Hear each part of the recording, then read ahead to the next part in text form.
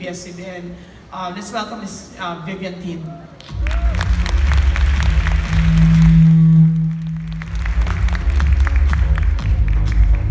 And next, as you all know, ABS-CBN is also launching a lot of new platforms on top of their usual TV broadcast platform. And therefore, we are also happy to have on stage this morning the head of I Want, Ms. Elaine Uy Casipit.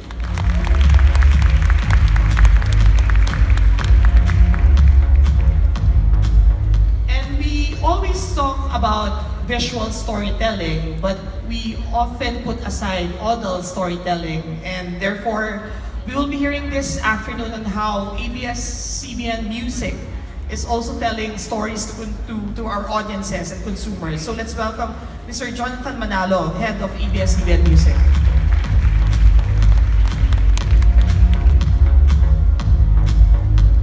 And if you're reading, the latest digital survey in the Philippines, you would read there that Filipinos are online primarily because of news.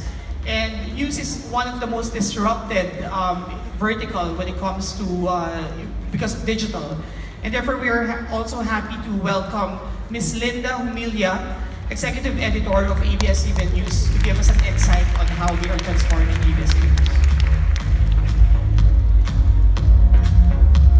And lastly, last person in the panel, ABS-CBN created a new role.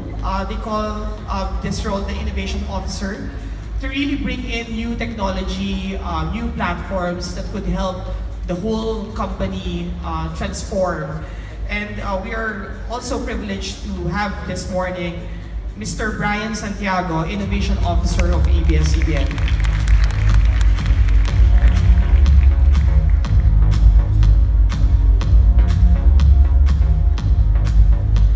All right, so good morning, kapamilya. Good morning. Okay, so I think let's start first with the most obvious question, which most likely all of the people here have on their heads. When it comes to digital transformation, the first industry that people think that will be disrupted is basically television.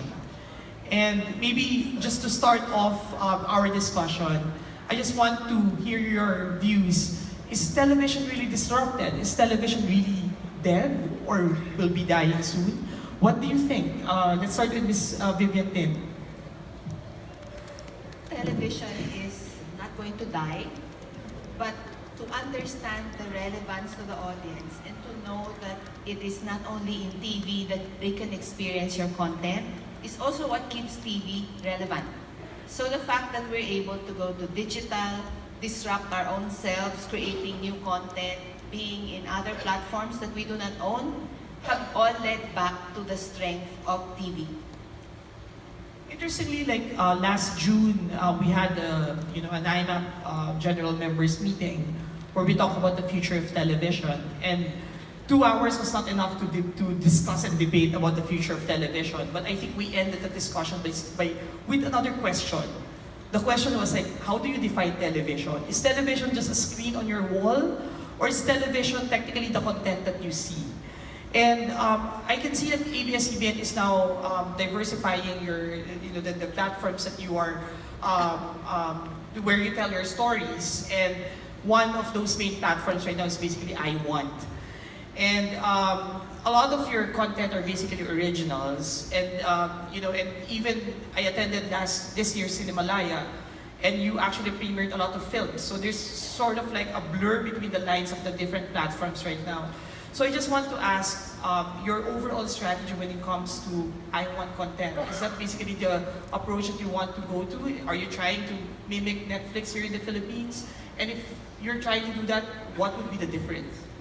So I Want is always, it's as Vivian said, it's not here to compete with TV. It's supposed to complement the TV experience. But I Want, as its personality, wanted to really be able to create multiple experiences for different target market. So as you can see, we were in Cinemalaya. We produce originals, may it be a movie, a series, a three-part series, or a seven-part series. It's a different burst of experiences, from advocacy to a core audiences like a Call Me Tita if you haven't seen, a three-part franchise, Septic Tank 3, to be able to give our audiences several flavors and see how the whole content experience would work. That is not just one experience on the television, but digital and the long-form experience that we want to live and create that whole behavior in totality. So comparing it also to Netflix is part different in terms of how we know our audiences and be able to dissect bits and parts of motivation on nuances of a Filipino audience. And that is one of the things that we learn a lot from how we understand our consumer. It all goes back to how we understand our consumer and translate those storytelling into different formats, narratives that would actually excite them and be part of that whole I want on a more long-term basis. Maybe I'll go back to Miss Vivian. I just want to ask, like, after launching iWant, did you see some unique interactions with your normal television broadcast? Did you see like a drop in ratings? Have people move? What are basically the new behaviors that you've seen? Or what opportunities opened suddenly for ABS-CBN with this new platform? Surprisingly, TV viewing hasn't dropped for ABS-CBN, the Channel 2. What has happened is we have realized that our audience, they're not one-faceted people, they're multifaceted people. And there are things that TV can give them, but there are other things they look for. And this other facet of them gets their expression in I want content. And so to be able to serve a person's content needs in their totality, having I want helps with that. Maybe let's move on from television and iWant, and we'll get back to you because it's basically like there's a lot of things to unpack when it comes to that topic. Maybe I just want to talk about news. News is quite tricky because with digital, everyone can just air their own point of view, and I think we have already evolved from the behavior of waiting for a 6:30 broadcast for me to basically get a download of my news. Now we just want to have it always on because of digital. You just want to have your news fresh. But of course, with digital comes, it's a double-edged sword. You can get your news all the time, but because it's an open platform, people can just express what they want to say.